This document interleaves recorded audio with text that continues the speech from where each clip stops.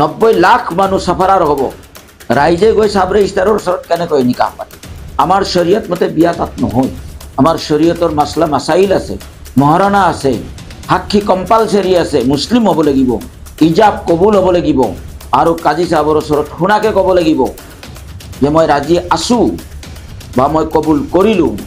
জবৰদস্তি যদি কোনোবাই বিয়া পাতে আমাৰ শৰীয়ত মতেও সেইখন বিয়া অবৈধ।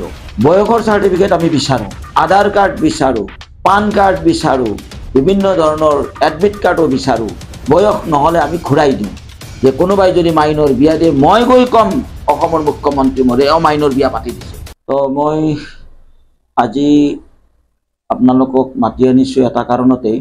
মই সৰ্বপ্ৰথমে আমাৰ সকলোৰে শ্ৰদ্ধাৰ মাননীয় অসমৰ মুখ্যমন্ত্ৰী মহোদয়ক আদাব জনালোঁ, শ্ৰদ্ধা জনালোঁ। জনাই মই কেইটামান কথা ক'ব বিচাৰিছোঁ আৰু আপিল কৰিব বিচাৰিছোঁ। 1935 চনৰ একখন অহা সোমবাৰে সংসদত উঠাই ৰিপিল কৰিবলৈ খাৰিজ কৰিবলৈ গৈ আছে।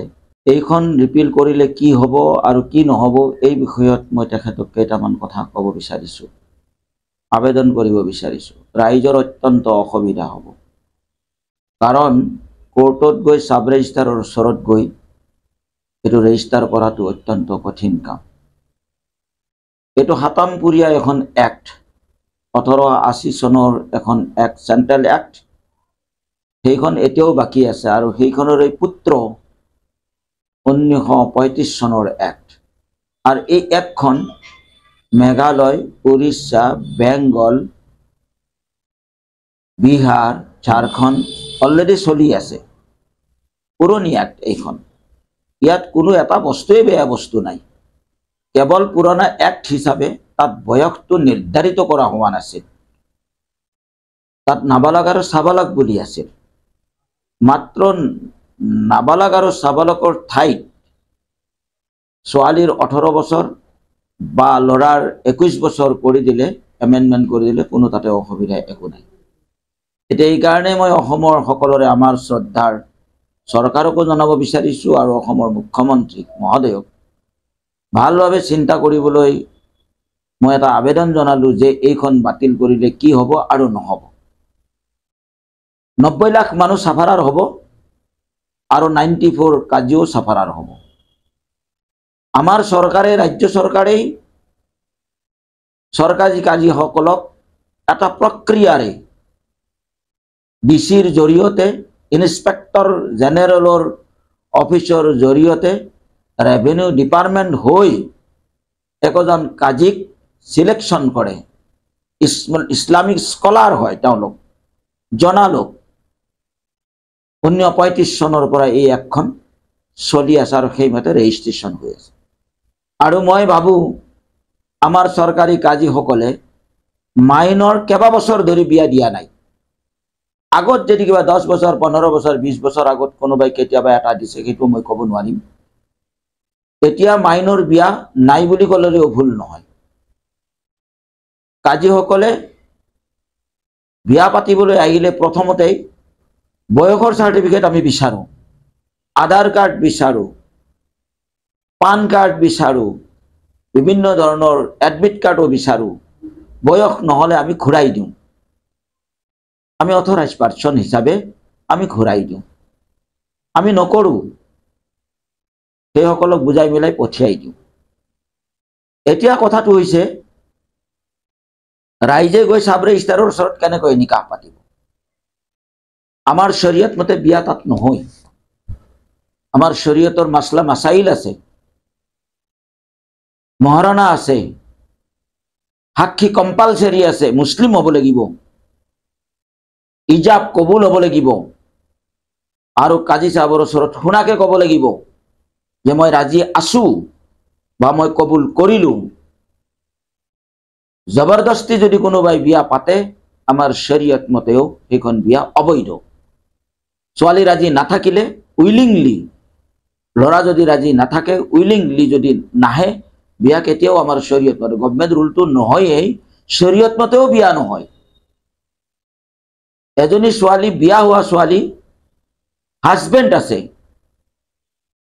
আমি সুধপোছ কৰোঁ তুমি বিয়া হোৱা নে নোহোৱা। যদি বিয়া হোৱা থাকে সেইখন বিয়া কেতিয়াও বৈধ হ'ব নোৱাৰে। মই মাত্ৰ কেইটামান উদাহৰণ দিছোঁ শৰীয়ত মোতাবিক, আৰু বহু ধৰণৰ মাছলা মাছাইল আছে। গতিকে আমাৰ কেনেকৈ বিয়াখন শুদ্ধ হ'ব? এতিয়া কৈছে তাতে গৈ পেলাই চাব ৰেজিষ্টাৰ ওচৰত জনে তনে নিকা পঢ়াই দিব। চাইল্ড মেৰেজ বেছি হ'ব চুকে কোণে। চাইল্ড মেৰেজ আৰু হ'ব, কোনে সোধো? অথৰাইজ পাৰ্চনে সোধাৰ পিছতো যদি বেয়া কাম ৰাইজে কৰে কোনোবাই, আৰু অথৰাইজ পাৰ্চন নোহোৱাকৈ কোনোবাই বিয়া পঢ়াই দিব, সেইটো শুদ্ধ কেনেকৈ হ'ব? এইকাৰণেই 90 লাখ মানুহ সাফারার হব। আমার রাজনৈতিকভাবেও মই ভাবো আমার সরকার, আমার মুখ্যমন্ত্রী, গতিকে এটো অলপ ভাবাটো ভাল কথা হব যেন মই লাগে, মই অনুৰোধ কৰিলো। আৰু মই ৰাইজৰ হৈ আৰু 94 কাজিৰ হৈ আমাৰ সকলোৰে শ্ৰদ্ধাৰ অতি আদৰৰ মুখ্যমন্ত্ৰী মহোদয় এজন বিজ্ঞ লোক, তেওঁ বুজিব ৰাইজৰ যাতে অসুবিধা নহয় আৰু কাজীসকলৰে। গতিকে মই এইটোৱে আবেদন কৰিব বিচাৰিছো, অহা মঙলবাৰে বিল এখন গৈ আছে, তাত এইখন পাছ নকৰি আমি অলপ বহি আলোচনা কৰাটো ভাল হ'ব বুলি মই ভাবো। চৰকাৰৰো ভাল হ'ব, ৰাজনৈতিকভাৱেও ভাল হ'ব, আৰু লগতে ৰাইজৰো বৰ উপকাৰ হ'ব বুলি মই ভাবো। আৰু এটা কথা ক'ব বিচাৰো, কঠোৰতম কঠোৰ হ'ম আমি, যে কোনোবাই যদি মাইনৰ বিয়া দিয়ে, মই গৈ কম অসমৰ মুখ্যমন্ত্ৰী মহোদয় মাইনৰ বিয়া পাতি দিছে, তেওঁ যি ব্যৱস্থা লয় সেইটোত আমি মান্তি আছো। আৰু মই ক'লো 90 জন কাজিৰ হৈ কথাটো ক'লো, কৰাটো নাইয়েই। আৰু যিখন লিষ্ট বনোৱা হৈছে এইখন 10 বছৰৰ লিষ্ট, হিন্দু মুছলমান খ্ৰীষ্টান সকলোৰে মিলিত হৈ মাইনৰ বিয়া দিয়া বুলি এখন লিষ্ট ওলাইছে। সেইখন অকল মুছলমানৰ নহয়, তাত হিন্দু মানুহ আছে, খ্ৰীষ্টানো আছে, বুদ্ধিষ্টো আছে, চবেই আছে, মিলিজুলি হৈছে। তাতে শিক্ষিত মানুহৰ ক্ষেত্ৰত মাইনৰ বিয়া এতিয়া হোৱা নাই, অলপ অশিক্ষিত মানুহৰ বিলাকে বিয়া 2-4টা কৰিছে, এইখিনিও লাহে লাহে বন্ধ। আমি এৱাৰনেছ কৰি আছো আৰু কৰিম। গতিকে মই কাতৰভাৱে আৰু বিনম্ৰতাৰে আমাৰ চৰকাৰ, আমাৰ মুখ্যমন্ত্ৰী, আমি প্ৰজা, আমাৰ আবেদন অলপ শুনক। আৰু আবেদন জনাইছো, তেখেতে বুজা মানুহ, বুজিব। মই ধন্যবাদ জনাইছো এইকাৰণেই, ড্ৰাগছৰ তেখেতে পদক্ষেপ লৈছে, নিচাযুক্তৰ কাৰণে তেখেতে পদক্ষেপ লৈছে, বহুত বহুত ধন্যবাদ। কোৰাণত ড্ৰাগছৰ বিষয়ে কৈছে, মদৰ বিষয়ে কৈছে, হাৰাম কামৰ বিষয়ে কৈছে। গতিকে তেখেতে এইবোৰ পদক্ষেপ লোৱাৰ কাৰণেও আমি চৰকাৰী কাজী সন্থাৰ তৰফৰ পৰা মই বহুত বহুত অসমৰ মাননীয় আমাৰ শ্ৰদ্ধাৰ মুখ্যমন্ত্ৰী মহোদয়ক মই ধন্যবাদ জনাইছো। আৰু এইটো ক্ষেত্ৰত মই বিশেষভাৱে এইখন বিল পাছ নকৰি অকণমান আমাৰ লগতো বহি ৰাইজৰো যাতে উপকাৰ হয়, ৰেজিষ্টাৰ আমি মুছলিম ৰেজিষ্টাৰ সকলৰো যাতে উপকাৰ হয়, আৰু আমাৰ চৰকাৰখনৰো যাতে উপকাৰ হয়, কাৰো যাতে একো ধৰণৰ মানে হেৰি নহয়, মুছলিম পাৰ্চনৰ লত হাত দিয়া নহয়, ৰিলিজিয়াছ মেটাৰত হাত দিয়া নহয়। এইটোৰ কাৰণে মই আজি অসমৰ মুখ্যমন্ত্ৰী মহোদয়ক মই কোৰ জোৰে মই এটা আবেদন জনালো।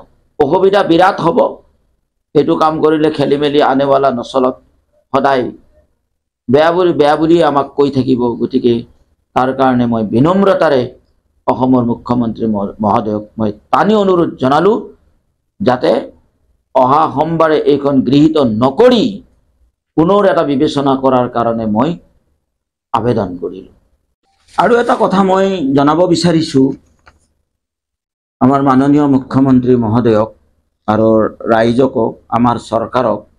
2006 চনত সুপ্ৰিম কোৰ্টে এটা অৰ্ডাৰ দিছিল আমাৰ ৰাজ্য চৰকাৰসকলক, যে Muslim marriage and divorce registration act 1935 এখন কম্পালচৰি কৰিব লাগে, কৰা নাছিল। তাৰপিছত আকৌ সুপ্ৰিম কোৰ্টে পুনৰ অলপ জোৰকৈ অৰ্ডাৰ দিলে, মুছলিম মেৰেজ এণ্ড ডাইভোৰ্চ ৰেজিষ্ট্ৰেশ্যন 1935 চনৰ একখন কিয় কম্পালচৰি কৰা নহ'ব। এতিয়া দৌৰা দৌৰিকৈ, তেতিয়া চাগে কংগ্ৰেছ চৰকাৰ আছিল, আমাৰ অসমৰ মুখ্যমন্ত্ৰী মহোদয়ো সেই সময়ত আছিল। 2010 চনত এই 1935 একখন এইখন গেজেট নটিফিকেশ্যন উলিয়াই আসাম গেজেট অসম ৰাজপত্ৰ এইখন উলিয়াই এইটো ভলেণ্টাৰী আছিল আগতে registration of Muslim marriage compulsory voluntary শব্দটো গুচাই কেনে এইখন 2010 চনত 1935 একখন কম্পালচৰী কৰা হৈছে এইটো সুপ্ৰিম কোৰ্টৰ অৰ্ডাৰ মতে এইটো কৰা হৈছে আৰু এমেণ্ডমেণ্টো হৈছে 2013 চনত এই 1935 একখন এমেণ্ডমেণ্ট হৈছে আৰু 2010 চনত এইখন আপোনাৰ হেৰি কৰা হৈছে কিন্তু কেবিনেটত এটা কথা কোৱা হৈছে যে এইটো কম্পালচৰী নহয় কিন্তু আসলতে এইটো কম্পালচৰী হয় গতিকে মই আমাৰ চৰকাৰকো এই কথাটো মই অৱগত কৰিলোঁ